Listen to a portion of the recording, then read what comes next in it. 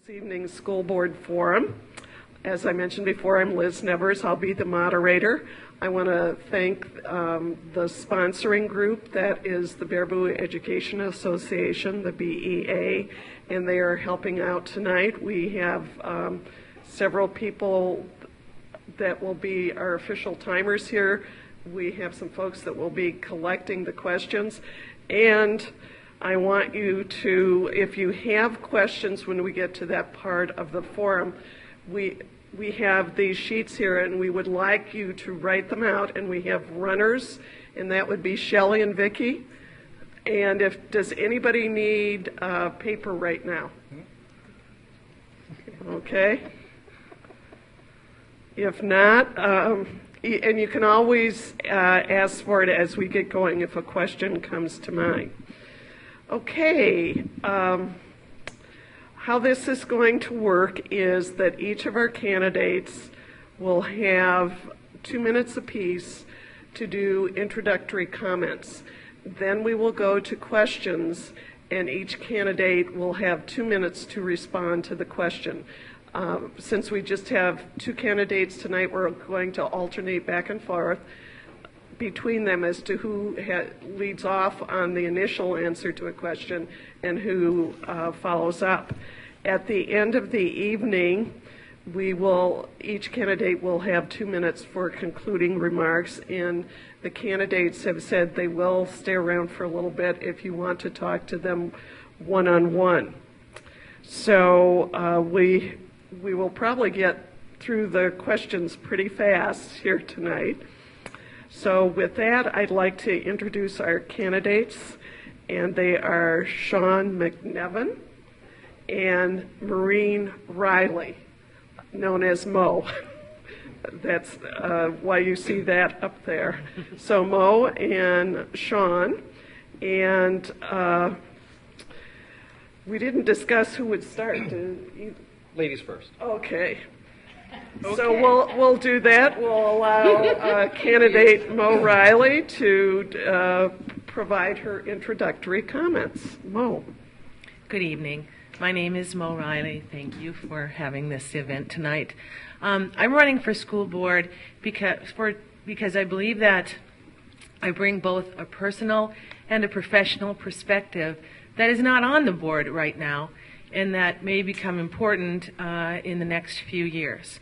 Professionally, I have worked for over 25 years offering continuing education and professional development programs run through public institutions of higher education. That means that I go and I work with employers, I work with people who are changing jobs, and I work with national accreditation associations to provide training that is needed in our area. I did this while I was working at UW-Baraboo for 12 years, and I've been working with Madison College MATC for the last year doing this kind of programming. So I work with employers and job seekers to identify training needs, to identify skills gaps in their education, and then develop programs that meet those training needs. Personally, I'm a mother. My husband and I and our one daughter have been in Baraboo for 14 of the last 16 years. Liz has been through Baraboo Public Schools. She's a sophomore, and both my husband and I have been active volunteers and advocates in her education. Sean? Well, thank you for the opportunity to be here tonight. I do appreciate it, and I appreciate everybody coming out on this nice Wednesday night. There's lots of alternatives that could be had tonight. I also want to thank you for the opportunity to be your school board representative for the last 3 years. I really have enjoyed it. 3 years ago, I sat here as a new candidate, and I looked around the room, and I wondered if every single person in the room knew more about educational achievement than I did. And I can say that after 3 years, absolutely everybody in the room knew more about educational achievement than I did. But it's a commentary on the difficulties of being a school board member and the amount of information that you're required to learn. It's one of those things that you really don't know what you don't know until you start to get involved. But I've done my homework over the last 3 years. I've worked real hard.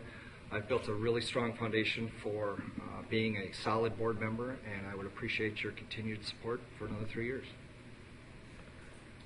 Thank you. We'll start with our first question.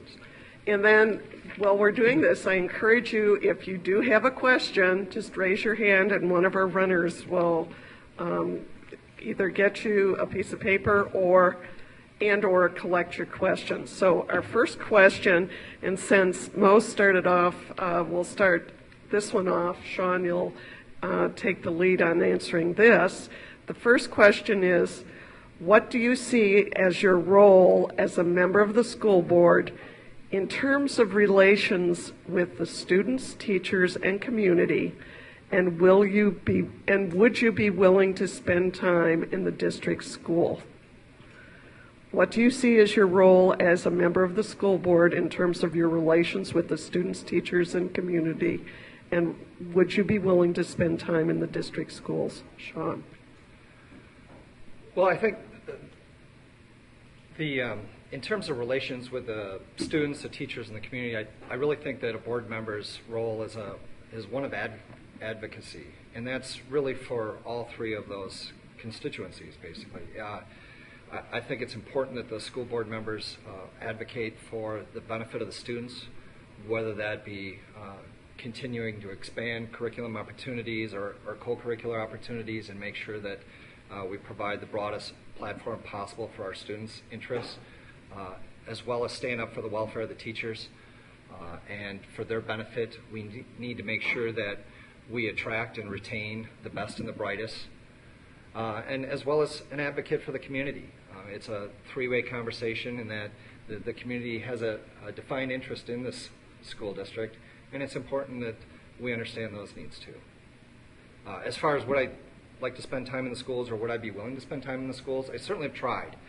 I do work out of town, but I have worked hard at getting into several of the classrooms, certainly not for extended periods of time, but I have made that effort. Okay. Thank you. Mo.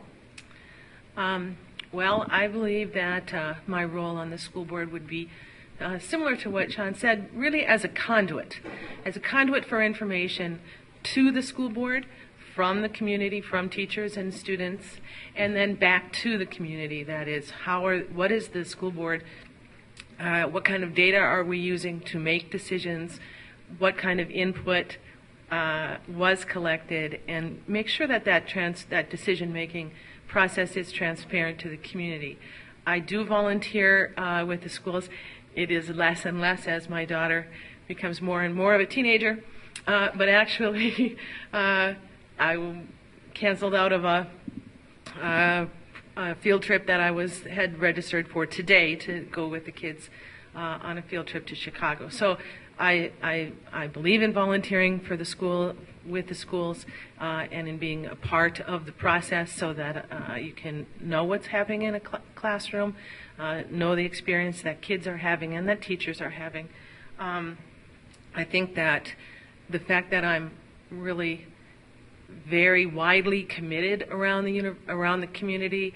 I serve on a number of boards: Kids Ranch, the Al Ringling Board, Baraboo Community Scholarship Corporation. I'm talking to people and parents all of the time, and have the opportunity to bring their concerns to the school board, encourage their participation when they have something that they want to talk about at the school board, and then bringing back information to them. Okay, thank you. Our next question, and Mo, you'll lead off with this, is how do you plan on addressing the federally mandated but inadequately funded No Child Left Behind law and school funding in general? How do you plan on addressing the federally mandated but inadequately funded No Child Left Behind law and school funding in general? Well, whether Wisconsin receives a waiver for the No Child Left Behind Act or not, we still have to be committed to offering a quality education personalized to each and every student in some way. And that we'll never have the funds to do that in a classroom situation. So I look to partnerships. I know the school board and the district are already, according to their strategic plan, are involved in a number of programs that I would like to see expanded. Service learning and internship opportunities around town for kids who are interested in a particular discipline and who can make inroads into a business or into an organization and have practical hands-on experience through a service learning internship opportunity.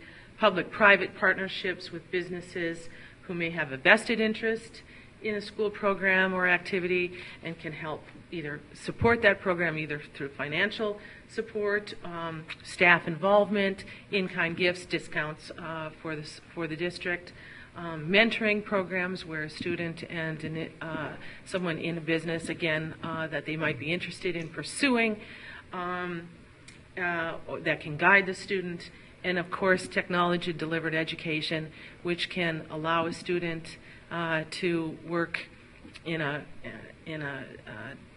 an online program or a distance education program that would be geared directly to their interests or their needs, and have it be a one-on-one solution for that student to get through a particular course, or take advantage of that kind of learning if that's the kind of learning that works for them. Sean. Well, the issue with the No Child Left Behind, I mean, I realize it's inadequately funded. I really haven't found a fully funded mandate yet. But given the fact that the resources weren't put into it, the issue that I have with the No Child Left Behind is the fact that it's standards-based, and the federal government comes along and says, this is the finish line. Now it's up to you states to figure out what the race course is and how you want to get there.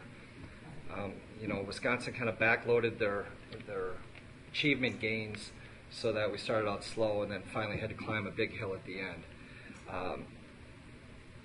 What we need to find out is what is our local solution. We can chase best practice and we can follow up on a lot of good ideas, but what we need to do is have the conversation in the classrooms as to what works.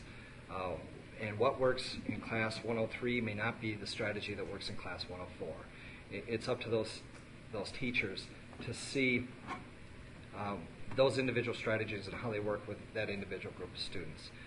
How do we make that happen? Well, we have to make sure we allocate the resources, both money and time, for our teachers for professional development, so that they have the best opportunities to learn different methods to reach different kids at different stages. Will we ever have those funds to fully fund those opportunities? Probably not. We just need to make sure we do the best we can. Okay. Question 3.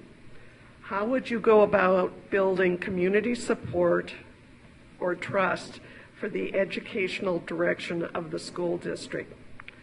How would you go about building community support and trust for the educational direction of the Baraboo School District? And Sean, you'll lead off on this.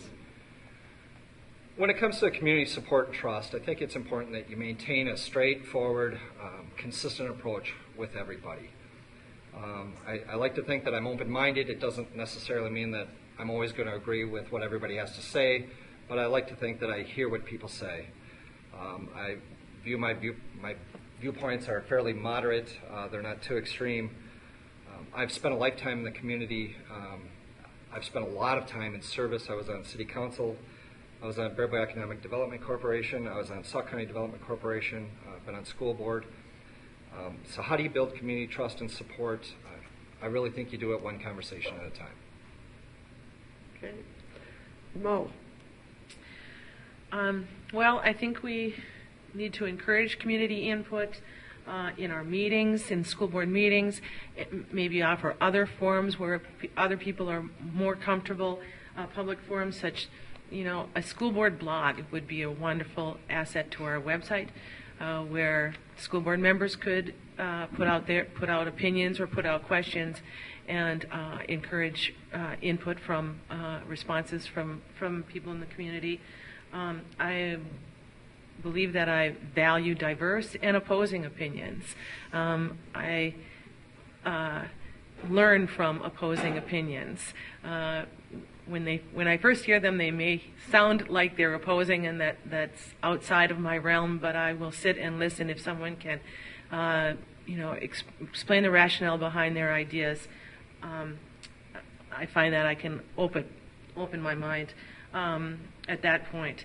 I believe in utilizing objective research findings. I would certainly look to other successful programs, other successful ideas that districts have used and try and bring them in.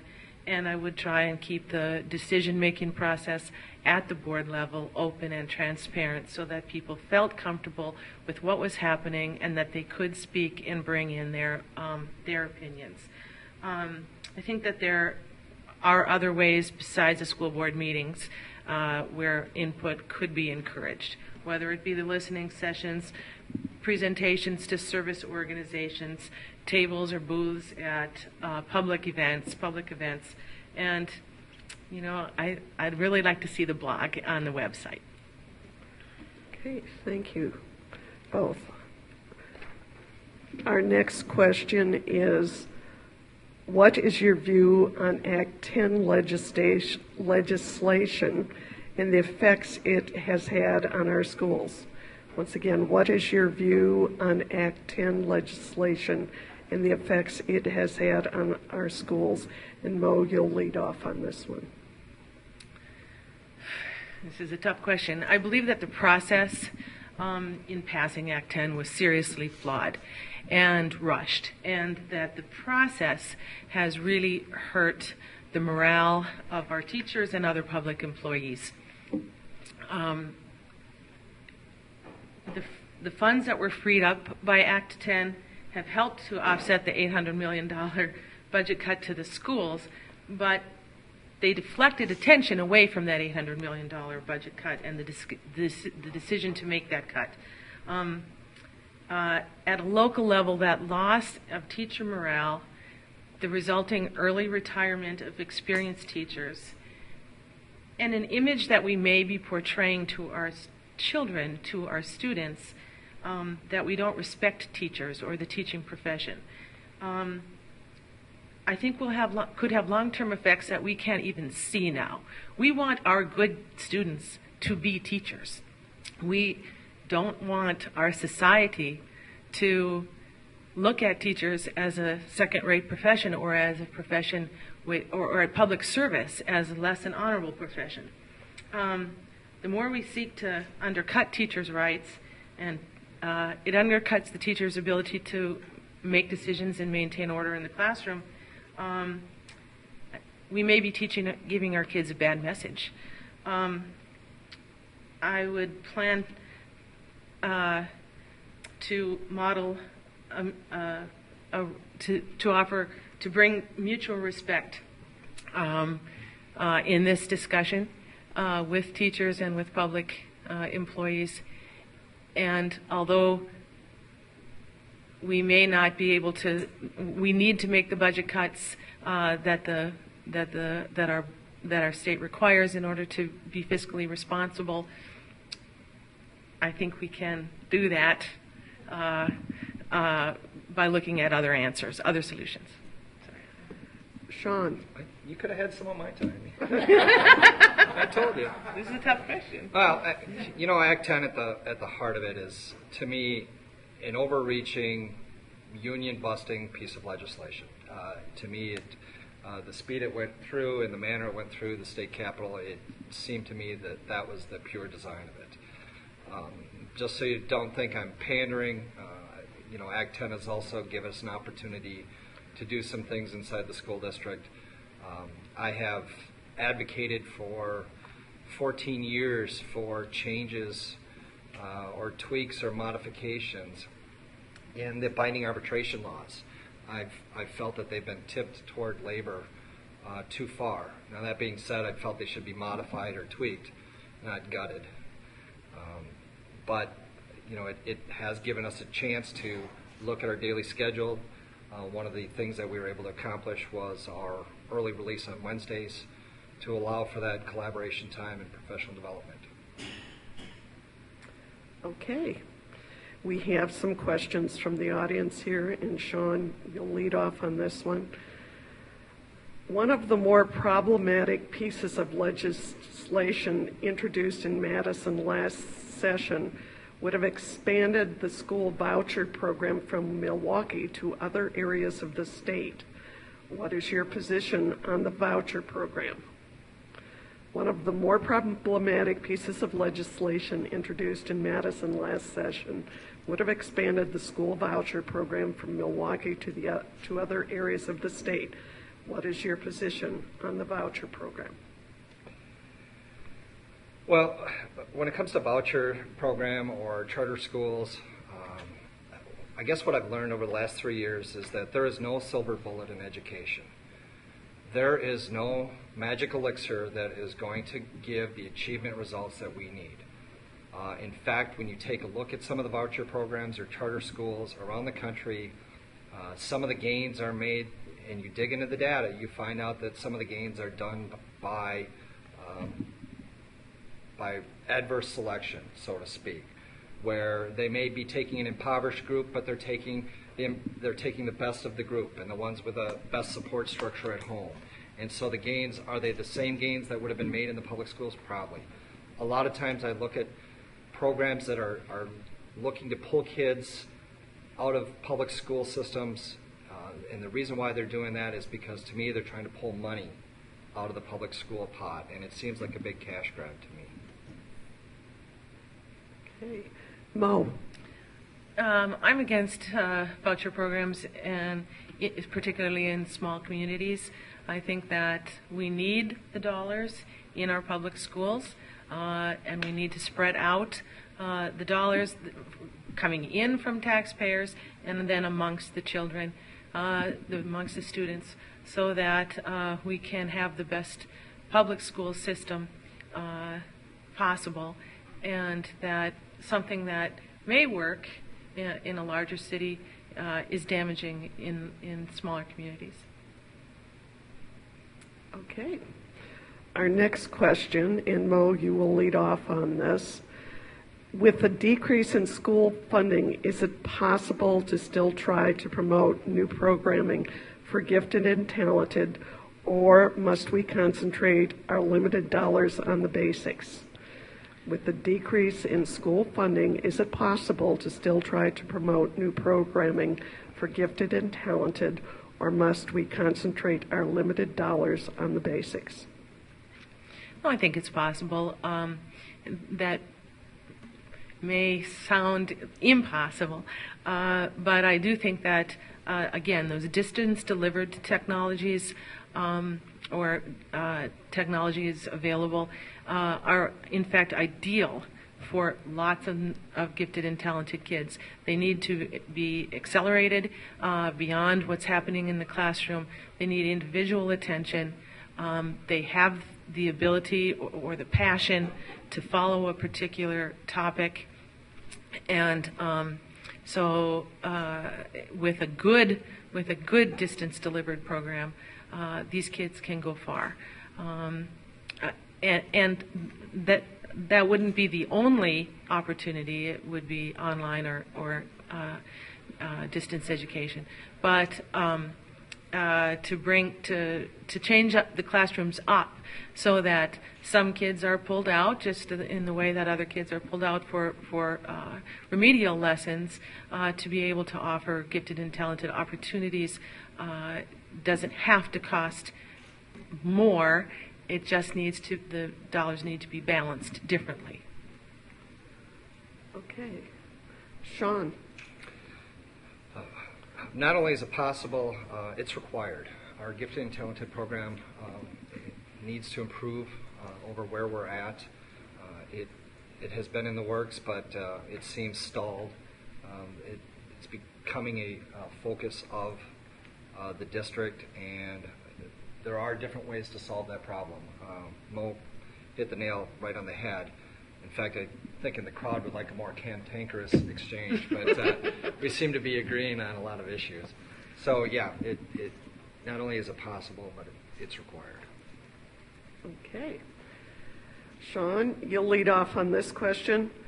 How have the Baraboo students done in standardized tests on both a state and a national basis? How have Baraboo students done in standardized tests on a state and national basis? Well, let's start off with like the ACT, and Baraboo has been a strong performer in the ACT scores. What we need to do is make sure we continue to push the amount of participation within the ACT. Now, that does have a negative effect. When you start pushing more kids into the program, it has an averaging effect. But it's one of those things that we need to make sure that we get the highest concentration or highest populace to take those standardized ACT tests. As far as WKCE and other test scores, Baraboo does well. We can do better. We stand up on average with our peer groups. There are some that outperform us in certain areas, and we struggle with certain pockets of performance. But our efforts in literacy and math are designed to build improvement. And those are things that don't happen necessarily in 1 year or 2 years. So we look for continual improvement in those areas. Okay. Mo. Well, Sean, with his experience over the past 3 years, clearly has a better handle on that question than I could. I have attended some meetings lately where data was presented on our standardized testing, and it's true, Baraboo's making moves forward in pretty much every area as we're moving. Our scores are increasing, and it's clear that the changes that are being made with the Wednesday professional development afternoons and opportunities for teachers within disciplines to get together across grade groups, and then within study areas are in fact helping the teachers cope with the classroom that has kids of different abilities and kids at different levels, and teaching in order to increase our scores. I don't believe that teaching to the test is the only way we should teach, but it is required at this point with the kind of regulations that we have from the federal government, and we are making progress. Okay, thank you. Mo, you'll lead off on this question. It is somewhat similar to the question on vouchers, and it is, what is your position on using limited state education funding on charter schools? In general, I would say that we need to develop interest areas of excellence within the schools that we have. We just don't have enough dollars to open up new schools that are focusing on particular kids. We need to serve all the kids in our public school system. I have lived in areas where charter schools flourish in the Twin Cities, and I think that, again, in a larger city where there's more of a larger group to pull from, and kids with a wider gap, wider skills gap, perhaps that does work. But I think in districts with schools our size, towns our size, we need to be sure that we can educate every kid who comes through the doors. Okay. Sean. Well, I think if those charter school efforts